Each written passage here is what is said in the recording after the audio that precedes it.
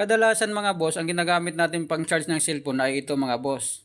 So ang ginagawa natin, sinasalpak lang natin ito sa 220 volts outlet, tapos i-connect natin ito sa ating charger, sa ating cellphone mga boss, ay makapag-charge na tayo. So ngayon mga boss, mayroon akong nakita na ang ito pala mga boss ay nagpo-produce ng kuryente para makapag-charge ng cellphone natin mga boss. So ngayon mga boss, kumuha din ako nito. Susubukan natin kung talaga bang legit na nakapag-charge ito ng cellphone mga boss. So ang gagamitin natin mga boss ito, yung metal. Dapat meron tayong metal mga boss, tapos meron tayong kandila. Kasi ang ginagawa dito mga boss, iniinit lang ito para makapag-produce daw ng kuryente na pwede nating i-charge ang ating cellphone mga boss. So ang gagawin natin mga boss, ito ididikit lang natin dito sa metal mga boss. So ididikit natin, lagyan natin ng clip. So para sigurado na kapit siya sa metal mga boss, kasi iinitin natin yan. So lalagyan natin ito mga boss na idikit din natin para hindi gagalaw.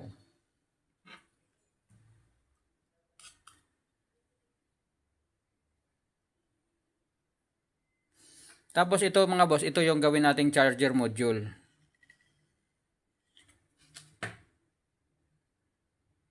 So dyan natin ilagay. Tapos ito mga boss, may dalawang wire. So positive, negative. Black is negative, red is positive. So ilagay natin, i-connect natin yan dito sa charger module natin.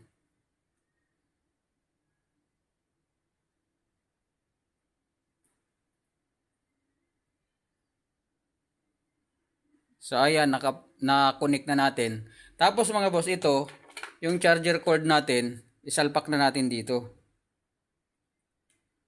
Tapos ito mga boss, isalpak natin sa cellphone natin.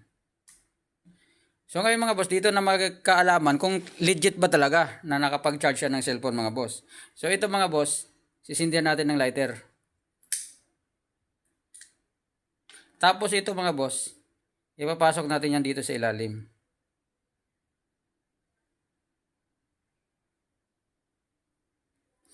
So titingnan natin mga boss kung legit ba talaga na mag-charge yung cellphone natin. So dapat makikita natin yan mga boss na nag-charge yung cellphone natin. So tatiman lang natin kung ilang minutes bago niya ma-charge yung cellphone natin.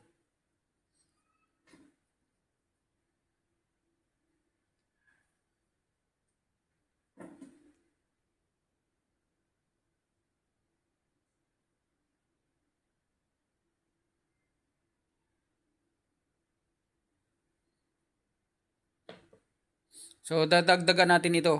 Dadagdagan natin yung kandila mga boss. Kasi parang matagal.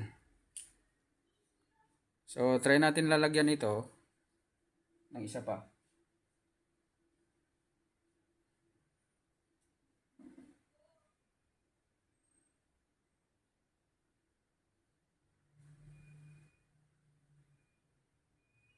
So ayun mga boss, kung napapansin niyo mga boss, legit nga na nagcha-charge yung cellphone natin mga boss, sa pamamagitan lang nito na iniinit ng kandila mga boss.